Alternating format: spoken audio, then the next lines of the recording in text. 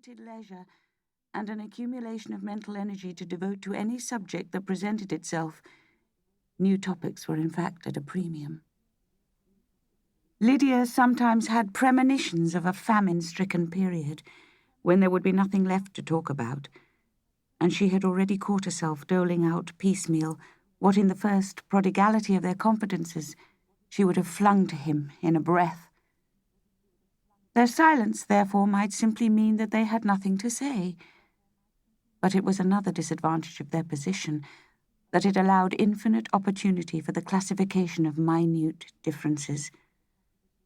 Lydia had learnt to distinguish between real and factitious silences, and under Gannet's she now detected a hum of speech to which her own thoughts made breathless answer.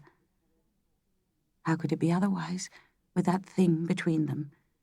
She glanced up at the rack overhead. The thing was there in her dressing bag, symbolically suspended over her head and his. He was thinking of it now, just as she was. They had been thinking of it in unison ever since they had entered the train. While the carriage had held other travellers, they had screened her from his thoughts, but now that he and she were alone, she knew exactly what was passing through his mind. She could almost hear him asking himself what he should say to her. The thing had come that morning, brought up to her in an innocent-looking envelope with the rest of their letters, as they were leaving the hotel at Bologna. As she tore it open, she and Gannet were laughing over some ineptitude of the local guidebook. They had been driven of late to make the most of such incidental humours of travel. Even when she had unfolded the document, she took it for some unimportant business paper sent abroad for her signature, and her eye travelled inattentively over the curly whereases of the preamble until a word arrested her. Divorce. There it stood, an impassable barrier between her husband's name and hers. She had been prepared for it, of course, as healthy people are said to be prepared for death, in the sense of knowing it must come without in the least expecting that it will. She had known from the first that Tillotson meant to divorce her, but what did it matter? Nothing mattered in those first days of supreme deliverance but the fact that she was free, and not so much, she had begun to be aware, that freedom had released her from Tillotson as that it had given her to Gannet. This discovery had not been agreeable to her self-esteem. She had preferred to think that Tillotson had himself embodied all her reasons for leaving him, and those he represented had seemed cogent enough to stand in no need of reinforcement. Yet she had not left him till she met Gannet. It was her love for Gannet that had made life with Tillotson so poor and incomplete a business.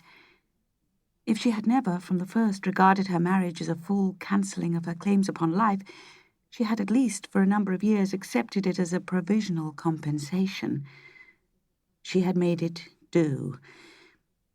Existence in the commodious Tillotson mansion in Fifth Avenue, with Mrs. Tillotson Senior commanding the approaches from the second-story front windows, had been reduced to a series of purely automatic acts.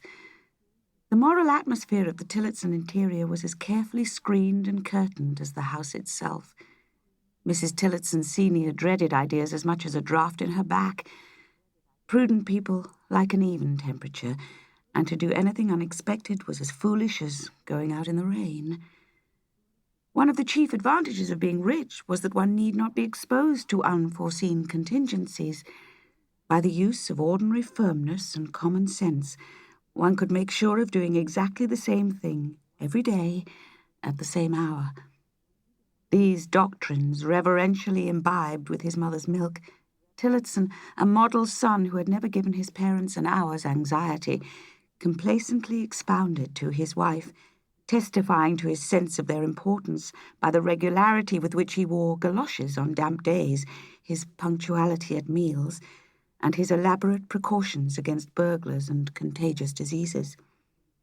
Lydia, coming from a smaller town and entering New York life through the portals of the Tillotson mansion, had mechanically accepted this point of view as inseparable from having a front pew in church and a parterre box at the opera.